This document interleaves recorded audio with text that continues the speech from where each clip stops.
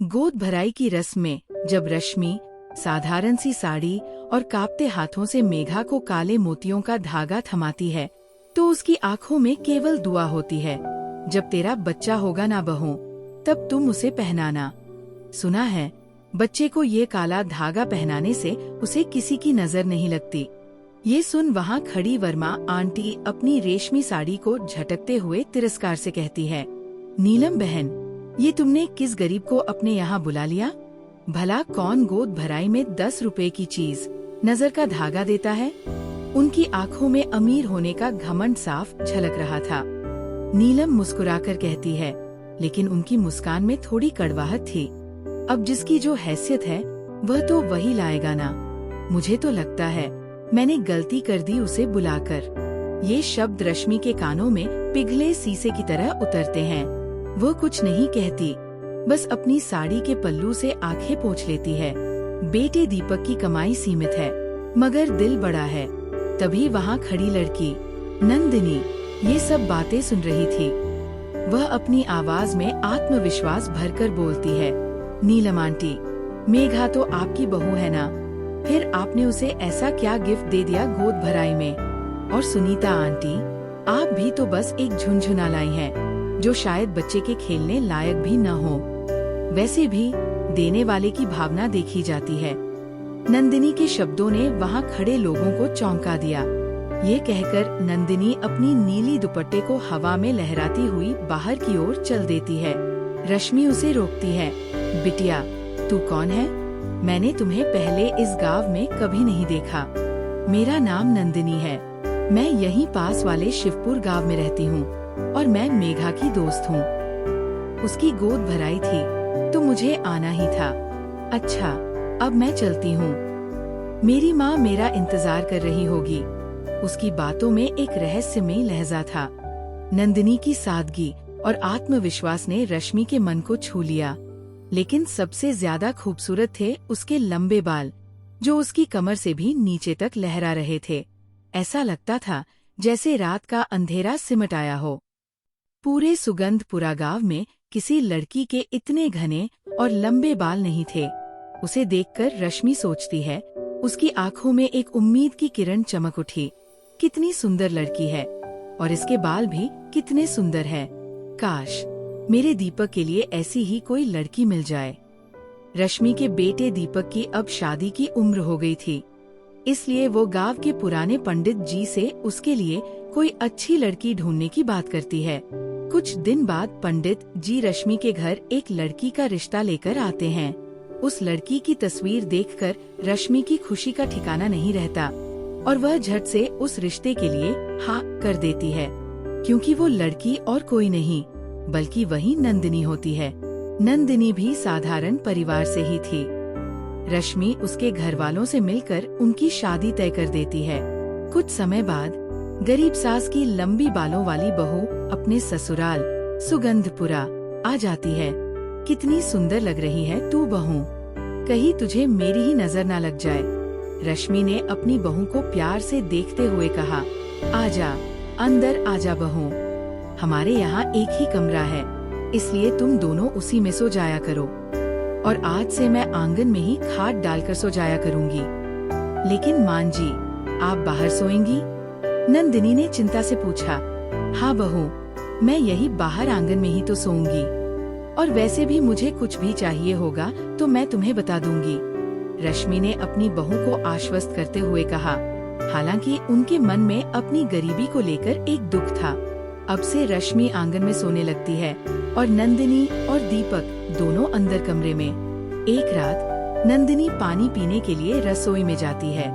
फिर रसोई की खिड़की से अपनी सास को सोता हुआ देखती है कि तभी उसकी नजर उस नीम के पेड़ पर जाती है, जिसके नीचे उसकी सास सो रही थी। उस पेड़ की एक पुरानी और मोटी टहनी, जो शायद पिछली आंधी में कमजोर हो गई थी, टूटकर रश्मि पर गिरने वाली होती है। हे भगवान, ये डाली तो काफी बड़ी है, अगर मांझी के ऊपर गिर गई तो कहीं उन्हें चोट ना आ जाए। नहीं नहीं, मुझे ही कुछ करना होगा। नंदिनी का दिल डर से धड़कने लगा। उससे पहले कि वो भारी डाली रश्मि पर गिरे, नंदिनी की चोटी, जो रात के अंधेरे में और भी काली लग रही थी, अचानक तेजी से लंबी हो जाती है और किसी शक्तिशाली सांप की तरह फुफकारते हुए उस पेड़ की टहनी से लिपट जाती है। नंदिनी अपने जादुई लंबे बालों से उस टहनी को खींचकर दूर गिरा देती है। फिर पलक झपकते ही उसके लंबे बाल वापस सामान्य लंबाई में आ जाते हैं, जैसे कुछ हुआ ही न हो। नंदिनी खुद भी इस अचानक हुए बदलाव से हैरान थी, लेकिन उसने तुरंत स्थिति को संभाल लिया। दरअसल उसके ये लंबे बाल कोई साधारण बाल नहीं थे, बल्कि पीढ़ी दर पीढ़ी चला आ रहा एक जादुई रहस्य था, जो उसे अपनी माँ से मिला था और उसकी माँ को उसकी नानी से। इस जादू का उपयोग केवल दूसरों की मदद करने के लिए किया जा सकता था और इसका रहस्य परिवार की महिलाओं तक ही सीमित था। अगली सुबह, माँ जी, आज मेरी पहली रसोई की रस्म है, बताइए मैं क्या बनाऊं? नंदिनी ने अपनी सास से पूछा। उसकी आवाज में उत्साह था। बहू, मुझे माफ करना, लेकिन घर में बस थोड़ा सा आटा और थोड़ी सी दाल ही रखी है, तू उन्हीं में से कुछ बना ले। कुछ खास है नहीं घर में बनाने को, रश्मि ने उदासी से कहा।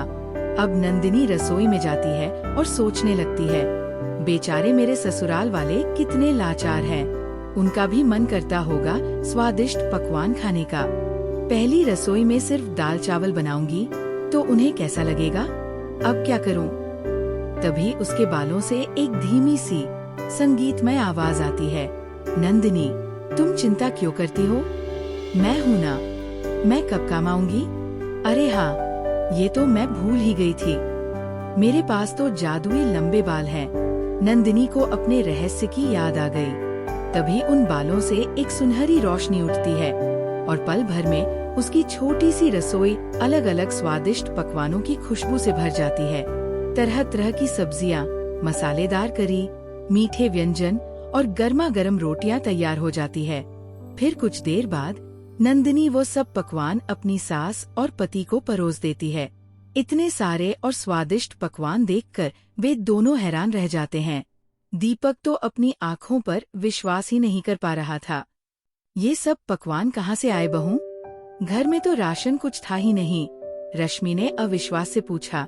जी, वो मुझे शादी में जो शगुन मिला था, उसी से मैं ले आई। अब आप लोग खाइए ना, नंदिनी ने मुस्कुराते हुए कहा।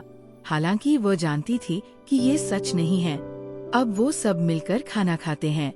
खाने का स्वाद इतना लाजवाब था कि रश्मि की आंखें भर आती है। माँ जी, आपकी आंखों में आंसू? नंदिनी ने चिंता से पूछा। हाँ बहू, आज कितने दिनों के बाद मैंने और मेरे दीपक ने पेट भरकर इतना लजीज खाना खाया है। सच कहूँ तो तू हमारे लिए देवी से कम नहीं है। रश्मि की आवाज में कृतज्ञता और प्यार था। नंदिनी के ससुराल वाले उसे पाकर बहुत खुश थे। दीपक को लगने लगा कि उसे दुनिया की सबसे अच्छी पत्नी मिली है। एक रोज नंदिनी खेत से काम करके काफी थक जाती है। उफ, आज तो कितना थक गई, लेकिन ये झाड़ू तो अभी भी बाकी है। आइडिया, ऐ मेरे लंबे बाल, दिखा दे अपना कमाल। वो मन ही मन मुस्कुराई। वो आराम से बिस्तर पर लेट जाती है और उसके जादुई लंबे बाल तेजी से बढ़ते हुए पूरे घर में फैल जाते हैं और पल भर में सारा घर चमकने लगता है। कुछ देर बाद उसकी सास मंदिर से लौटती है। वाह बहू, इतनी जल्दी ये घर कितना साफ कैसे हो गया? जब मैं गई थी तब तो पूरा घर बिखरा हुआ था, लेकिन अब तो ये कितना साफ हो गया। तेरे हाथों में तो सचमुच जादू है, रश्मि आश्चर्य से बोली। जादू मेरे हाथों में नहीं, बल्कि मेरे बालों में है, नंदिनी ने धीरे से कहा। उसके चेहरे पर थोड़ा डर था कि कहीं उसका रहस्य खुल न जाए, लेकिन अब धीरे धीरे रश्मि को इस बात पर शक होने लगा था। उन्हें कुछ अजीब लग रहा था, लेकिन बिना सबूत के वह कुछ नहीं कह सकती थी। ऐसे ही समय बीतता गया। एक रोज, बहू, दीपक की नौकरी चली गई है। उसके मालिक ने उसे काम से निकाल दिया है। अब इस घर का गुजारा कैसे चलेगा? रश्मि की आवाज में चिंता साफ झलक रही थी। आप चिंता मत कीजिए माँ जी, सब ठीक हो जाएगा, नंदिनी ने उन्हें ढांढस बंधाया। हालांकि उसके मन में भी एक डर था। कुछ देर बाद नंदिनी अपने कमरे में जाती है और अपने जादुई बालों से मदद मांगती है। मैं जानती हूँ मैं तुमसे ज्यादा नहीं मांग सकती, लेकिन इस वक्त मेरे परिवार वालों को तुम्हारी बहुत जरूरत है। मुझे ढेर सारे पैसे दे दो ताकि हम कुछ समय के लिए अपनी जरूरतें पूरी कर सकें। देखते ही देखते उसके बालों से ढेर सारे 500 के नोट निकलने लगते हैं। तभी वहाँ दीपक, जो अपनी पत्नी को ढूंढ रहा था, और पीछे से रश्मि आ जाते हैं। उनके चेहरे पर आश्चर्य और अविश्वास के भाव थे। ये सब तुमने कैसे किया? कौन हो तुम? कोई छलावा या डायन? दीपक डर और हैरानी से चिल्लाया। नहीं नहीं, आप लोग मुझे गलत समझ रहे हैं। दरअसल ये बाल तो मुझे मेरी माँ से विरासत में मिले हैं। इनमें एक खास तरह का जादू है।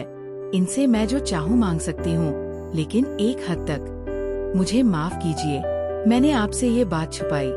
मैंने जो कुछ भी किया आप लोगों के लिए किया। नंदिनी ने रोते हुए सच बता दिया। रश्मि ने आगे बढ़कर अपनी बहू को गले लगा लिया। उनकी आंखों में आंसू थे। हम सच में बड़े ही भाग्यशाली हैं, जो तुम जैसी गुणकारी बहू हमें मिली। तुम्हारा दिल सोने का है। हाँ नंदिनी, लेकिन हम कभी तुम्हारे बालों का गलत इस्तेमाल नहीं करेंगे। तुम अभी भी हमारे लिए वही साधारण सी नंदिनी हो जिसे हम प्यार करते हैं। दीपक ने अपनी पत्नी का हाथ थामते हुए कहा। उस दिन के बाद नंदिनी बहुत ही कम अपने लंबे बालों का जादू इस्तेमाल करती। दीपक उन पैसों से एक छोटा सा खाने का ठेला शुरू करता है, जिसमें उसके हाथों के बने स्वादिष्ट व्यंजन खूब बिकते हैं, और धीरे धीरे उनकी आर्थिक स्थिति सुधरने लगती है। अब वे सब मिलकर साथ में खुशी खुशी और ईमानदारी से रहने लगते हैं। उनके बीच का प्यार और विश्वास और भी गहरा हो जाता है। दोस्तों, कैसी लगी कहानी कमेंट में जरूर बताइएगा। ऐसी हाई ऑन कहानियों के लिए होम सब्सक्राइब कीजिए। ये स्टोरी मैंने लिखा है AI की हेल्प से। इमेज जनरेट में गूगल जेमिनी का इस्तेमाल किया है। धन्यवाद।